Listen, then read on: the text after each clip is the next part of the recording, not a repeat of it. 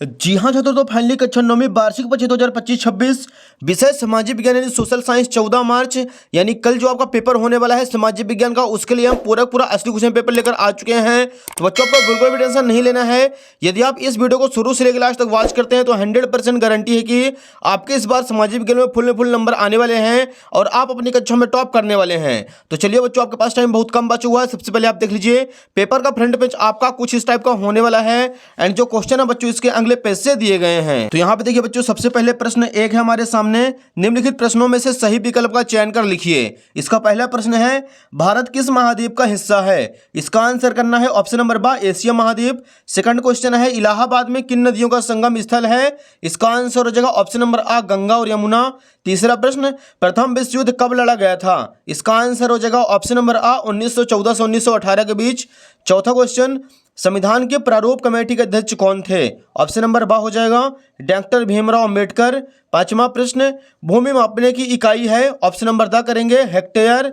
छठवां क्वेश्चन, बंगाल में किस वर्ष अकाल पड़ा था? इसका आंसर हो जाएगा ऑप्शन नंबर आ, 1943। तो बच्चों क्वेश्चन नंबर फर्स्ट यहाँ पे हो जाता है अपना पूरा कंप्लीट। आप लोग फटाक से इसका स्क्रीनशॉट ले लीजिए। जो बच्चे इंग्लिश मीडियम से तो वो भी फटाफट अपने सारे क्वेश्चन तैयार करते चलेंगे। अगला प्रश्न देखिए, दूसरा है, रिक्त स्थानों की पूर्ति कीजिए। इसका पहला प्रश्न है, ब्रह्मपुत्र नदी को तिब्बत में डेडस के नाम से जाना जाता है। इसका आंसर हो जाएगा सांगपो। दूसरा क्वेश्चन, कार्ल मार्क्स ने डेडस नामक ग्रंथ की रचना की थी। इसका आंसर करना है दास कैपिटल। तीसरा क्वेश्चन, लोकतंत्र नागरिकों का डेडस बढ़ाता है। तो इसका आंसर करना है गरिमा और स्वतंत्रता। चौथा प्रश्न, पालमपुर से दूध को निकट के गांव डेडस में बेचा जाता था। इसका आंसर हो जाएगा रायगंज में। पांचवा प्रश्न, 2011 की जनगणना के अनुसार भारत में साक्षरता दर डेडस थी। इसका आंसर हो जाएगा 74.04%। और छठवां क्वेश्चन, मतदान करने वाले को डेडस कहा जाता है। इसका आंसर करेंगे मतदाता। तो बच्चों क्वेश्चन नंबर सेकंड जो था खाली स्थान, वो भी अपना पूरा कंप्लीट हो चुका है। इन सभी के आंसर आप लोग फटाफट याद करते चलिए। अगला क्वेश्चन देखिए बच्चों, यहाँ पे प्रश्न तीसरा है, निम्नलिखित जोड़ियों का सही मिलान कर लिखिए। एक साइड दिया गया है आ, दूसरे साइड है बा। पहला प्रश्न है महानदी, इसका आंसर हो जाएगा छत्तीसगढ़ में है। दूसरा बच्चों, ड्यूमा रूस की संसद को कहा जाता है। देश का सर्वोच्च कानून संविधान कहलाता है। निर्धनता रेखा का आंकलन राष्ट्रीय प्रतिदर सर्वेक्षण संगठन द्वारा किया जाता है। पांचवा प्रश्न, राष्ट्रीय खाद्य सुरक्षा अधिनियम 2013 में लागू किया गया था। और छठवां क्वेश्चन है, चुनाव आयोग का कार्यकाल जो है वो 6 वर्ष के लिए होता है। तो बच्चों यहाँ पे क्वेश्चन नंबर तीसरा जो था सही जोड़ी, वो भी अपना पूरा कंप्लीट हो चुका है। आप लोग इसके फटाफट स्क्रीनशॉट ले लीजिए। क्वेश्चन नंबर 4 के लिए मूव करते हैं नेक्स्ट पेज पर। तो यहाँ पे देखिए पहले बच्चों प्रश्न 4 है, निम्नलिखित प्रश्नों का उत्तर एक शब्द वाक्य में लिखिए। पहला प्रश्न है, शीतलहर क्या है? तो इसका आंसर लिखेंगे, एक ऐसी मौसम की स्थिति है जिसमें तापमान में अचानक और काफ़ी गिरावट होती है जिससे सर्दी बहुत बढ़ जाती है, शीतलहर कहते हैं। अगला देखिए बच्चों, सेकंड क्वेश्चन है, भारत का जनसंख्या घनत्व कितना है? इसका आंसर हो जाएगा भारत का जनसंख्या घनत्व 382 व्यक्ति प्रति वर्ग किलोमीटर है। तीसरा प्रश्न, युंगफोंग क्या था? इसका आंसर करना है युंगफोंग नात्सी युवा संगठन था। चौथा क्वेश्चन, नेल्सन मंडेला किस देश के राष्ट्रपति थे? इसका आंसर हो जाएगा नेल्सन मंडेला दक्षिण अफ्रीका देश के राष्ट्रपति थे। पांचवा प्रश्न, कार्यशील पूंजी का एक उदाहरण लिखिए। तो बिक्री जो है कार्यशील पूंजी का एक उदाहरण है। छठवां प्रश्न, बीपीएल कार्ड किस वर्ग के लोगों को प्रदान किया जाता है? इसका आंसर हो जाएगा बीपीएल कार्ड गरीबी रेखा से नीचे के परिवारों को प्रदान किया जाता है।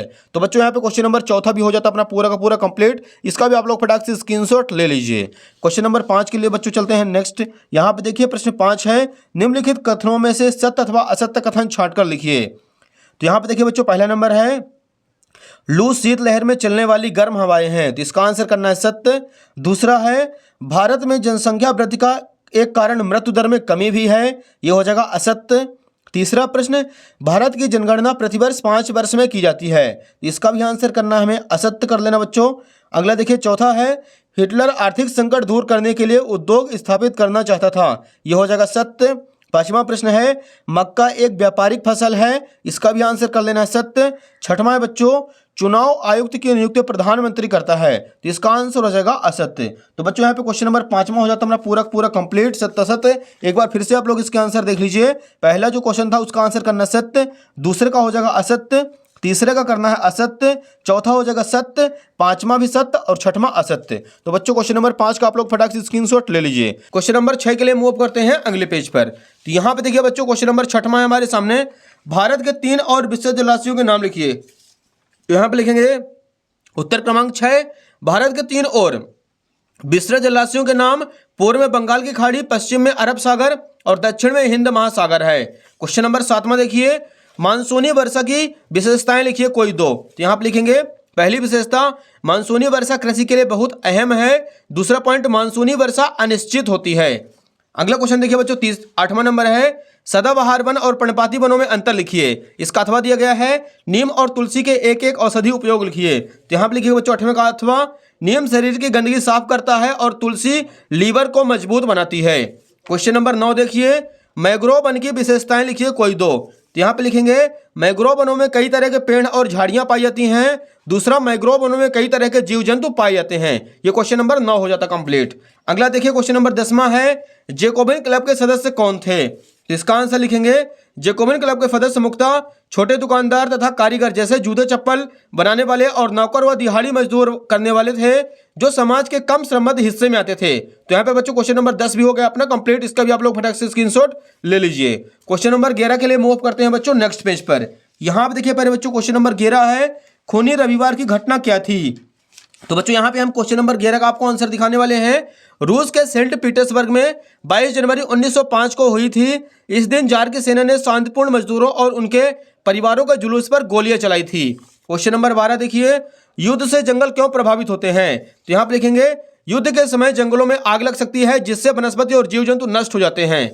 प्रश्न 13, वयस्क मताधिकार क्या है। तो इसका आंसर लिखना है, सभी नागरिक जो 18 वर्ष और उससे अधिक उम्र के हैं उनकी जाति या शिक्षा, धर्म, प्रजाति आदि परिस्थितियों के बावजूद वोट देने के लिए स्वतंत्र हैं, वयस्क मताधिकार कहलाता है। क्वेश्चन नंबर 14 देखिए बच्चों, पंथ निरपेक्ष संविधान क्या है। तो यहाँ पे लिखेंगे इसका आंसर, भारत सरकार धर्म के मामले में तटस्थ रहेगी और सभी धर्मों के प्रति निष्पक्षता का भाव रखेगी, इसे धर्मनिरपेक्षता कहते हैं।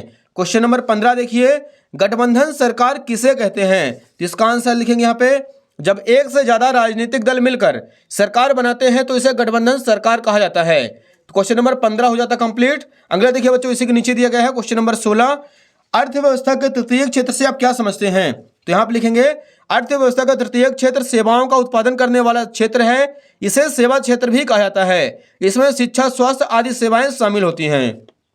क्वेश्चन नंबर 17 के लिए मूव करते हैं अगले पेज पर।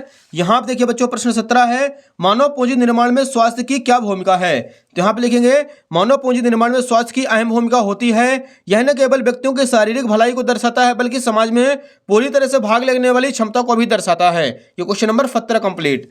अगला देखिए प्रश्न 18 है, रेशम मार्ग पर टिप्पणी लिखिए। तो इसका आंसर यहाँ से लिखना है, रेशम मार्ग से बड़े पैमाने पर चीन के रेशम यूरोप, अफ्रीका तथा एशियाई देशों में भेजे जाते हैं, इसलिए इस मार्ग का नाम रेशम मार्ग या सिल्क जूट कहा गया है।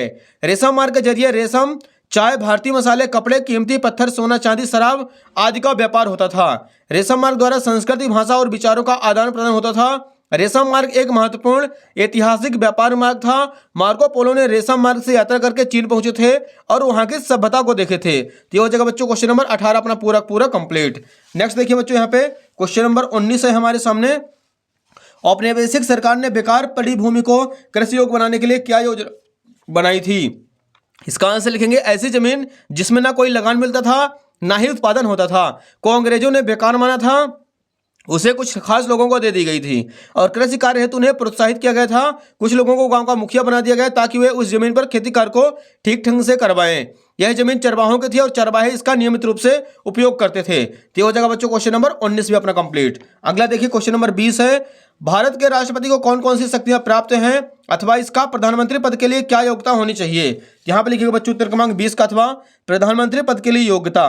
पहला पॉइंट हो जाएगा, वह भारत का नागरिक हो। दूसरा, वह कम से कम 25 वर्ष की आयु पूर्ण कर चुका हो। तीसरा, वह लोकसभा का सदस्य होना चाहिए। और चौथा करना है, वह किसी सरकारी लाभ के पद पर ना हो। तो हो जाएगा बच्चों प्रश्न क्रमांक 20 का, अथवा इसका भी आप लोग फटाक से स्क्रीनशॉट ले लीजिए। अगला क्वेश्चन नंबर 21 देखिए बच्चों, नेक्स्ट पेज पर दिया गया है। यहाँ पे हमारे सामने क्वेश्चन नंबर 21 है, भारत के मानचित्र में निम्नलिखित को दर्शाइए। मालवा का पठार, लक्षद्वीप, चिल्का झील, कंचनजंगा। अगला प्रश्न 22 देखिए, भारतीय संविधान द्वारा नागरिकों को कौन कौन से मौलिक अधिकार दिए गए हैं, किन्हीं चार को समझाइए। यहाँ पे लिखेंगे उत्तर क्रमांक 22, भारतीय संविधान द्वारा नागरिकों को निम्न मौलिक अधिकार दिए गए हैं। पहला, समानता का अधिकार। इस अधिकार के द्वारा प्रत्येक नागरिक को कानून के समझ समानता है तथा भेदभाव, अस्पृश्यता और उपाधियों का अंत कर दिया गया है। सरकारी नौकरियों में बिना धर्म, जाति, लिंग आदि का भेदभाव किए बिना समानता है। दूसरा पॉइंट, स्वतंत्रता का अधिकार। स्वतंत्रता के अधिकार के अंतर्गत नागरिकों को भाषण देने तथा विचार प्रकट करने, देश में किसी भी स्थान पर घूमने फिरने आदि की स्वतंत्रता है। तीसरा, शोषण के विरुद्ध अधिकार। इस अधिकार के अनुसार मानव के क्रय विक्रय, किसी से बेचकर तथा 14 वर्ष से कम आयु वाले बच्चों को कारखानों, खानों या किसी खतरनाक धंधे पर लगाने पर रोक दी गई है। चौथा प्रश्न, धार्मिक स्वतंत्रता का अधिकार। किसी व्यक्ति को अपने धर्म को मानने, उसका पालन करने और उसका प्रचार प्रसार करने की आज़ादी देता है। यह एक मौलिक अधिकार है। तो हो जाएगा बच्चों क्वेश्चन नंबर 22 का अपना पूरा सॉल्यूशन कंप्लीट। अगला देखिए बच्चों, लास्ट क्वेश्चन नंबर 23 है, भारत में निर्धनता के क्या कारण हैं। तो ये रहा बच्चों लास्ट क्वेश्चन नंबर 23, भारत में निर्धनता के कारण निम्न हैं। पहला हो जाएगा तीव्र गति से बढ़ती हुई जनसंख्या। इस समय जनसंख्या की दृष्टि से भारत का विश्व में पहला स्थान है। बढ़ती हुई जनसंख्या का अर्थ है वस्तु की मांग में अपार वृद्धि होना।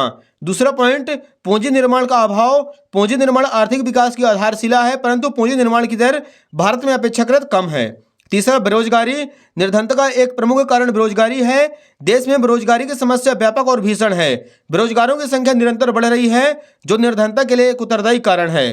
चौथा, कीमत स्तर में वृद्धि होना। इसके परिणाम स्वरूप मुद्रा की क्रय शक्ति कम हो जाने से वास्तविक आय कम हो जाती है। यही कारण है कि जनसंख्या वृद्धि की दर कीमत स्तर में वृद्धि हो रही है। तो हो जाएगा बच्चों क्वेश्चन नंबर 23 भी अपना पूरा कंप्लीट। तो बच्चों यहाँ पे अपना पूरा का पूरा असली क्वेश्चन पेपर कंप्लीट हो चुका है। आप लोग फटाफट वीडियो को लाइक कर दीजिए, चैनल को सब्सक्राइब कर लीजिए और वीडियो को ज़्यादा से ज़्यादा बच्चों को शेयर कर दीजिए, क्योंकि बच्चों उसका सॉल्यूशन बनाने में बहुत ही मेहनत और बहुत ही ज़्यादा टाइम लगता है। तो आप लोगों से रिक्वेस्ट है कि चैनल को सब्सक्राइब कर लीजिए और वीडियो को ज़्यादा से ज़्यादा बच्चों को शेयर कर दीजिए। धन्यवाद।